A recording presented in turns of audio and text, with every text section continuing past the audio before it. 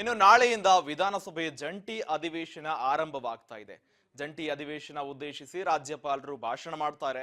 March 7ಕ್ಕೆ CM ಸಿದ್ದರಾಮಯ್ಯನವರ ದಾಖಲೆಯ budget ಮಂಡನೆಯಾಗುತ್ತೆ. 16ನೆಯ ದಾಖಲೆಯ ಬಜೆಟ್ ಮಂಡಿಸಲು ರೆಡಿಯಾಗಿದ್ದಾರೆ ಸಿಎಂ ಸಿದ್ದರಾಮಯ್ಯನವರು.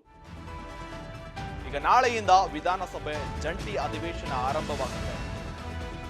ವಿಧಾನಸಭೆಯ ಜಂಟಿ ಅಧಿವೇಶನ ಆರಂಭವಾಗಿದ್ದ ಬಳಿಕ 2 ದಿನಗಳ ಕಾಲ ಸಿಎಂ ಮತ್ತು ರಾಜ್ಯಪಾಲರ ನಡುವಿನ ಭಾಷಣದ ಮೇಲಿನ ಚರ್ಚೆ ಇರುತ್ತೆ.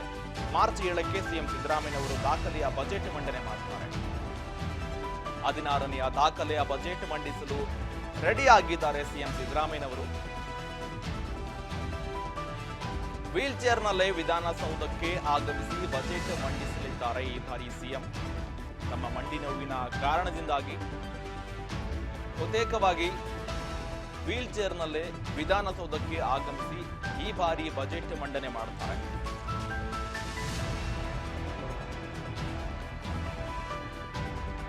ನಾಳೆಯಿಂದ ವಿಧಾನಸಭೆಯ ಜಂಟಿ ಅಧಿವೇಶನ ಆರಂಭವಾಗುತ್ತೆ. ಮಾರ್ಚ್ 7ರಂದು 16ನೆಯ ಸಿಎಂ ದಾಖಲೆಯ ಬಜೆಟ್ ಮಂಡನೆ ಮಾಡುತ್ತಾರೆ. ರಾಜ್ಯಪಾಲರ ಭಾಷಣ ಮೇಲಿನ ಚರ್ಚೆಯನ್ನ 7ರವರೆಗೆ ನಡೆಯುತ್ತೆ. ಮಾರ್ಚ್ 7ನೇ ತಾರೀಕು ಬಜೆಟ್ ಮಂಡನೆಯಾಗುತ್ತೆ.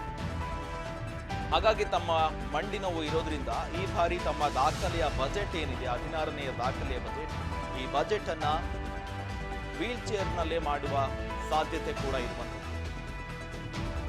ಮಾರ್ಚ್ 7ಕ್ಕೆ ಸಿಎಂ ಸಿದ್ದರಾಮಯ್ಯನವರು ದಾಖಲೆಯ ಬಜೆಟ್ ಮಂಡನೆ ಮಾಡುತ್ತಾರೆ. ಈ ದಾಖಲೆಯ ಬಜೆಟ್ನಲ್ಲಿ ಯಾವ್ಯಾವ ಇಲಾಖೆಗಳಿಗೆ ಎಷ್ಟೆಷ್ಟು ಹಣ ಬಿಡುಗಡೆ ಮಾಡಬೇಕು, ಜೊತೆಗೆ ಎಲ್ಲ ಕೂಡ ಸಿದ್ಧತೆಗಳನ್ನ ಕೈಗೊಂಡಿದ್ದಾರೆ. ಇದಕ್ಕೆ ಸಂಬಂಧಪಟ್ಟಂತೆ ಪೂರ್ವ ನಿಯೋಜಿತ ಸಭೆಗಳನ್ನು ಕೂಡ ಸತತವಾಗಿ ಮಾಡಿದ್ದಾರೆ. ಈಗ ದಾಖಲೆಯ ಬಜೆಟ್ಗೆ ರೆಡಿ ಆಗಿದ್ದಾರೆ. ನಾಳೆಯಿಂದ ಜಂಟಿ ಅಧಿವೇಶನ ಸಭೆ ಆರಂಭವಾಗಿ ರಾಜ್ಯಪಾಲರು ಭಾಷಣ ಮಾಡ್ತಾರೆ.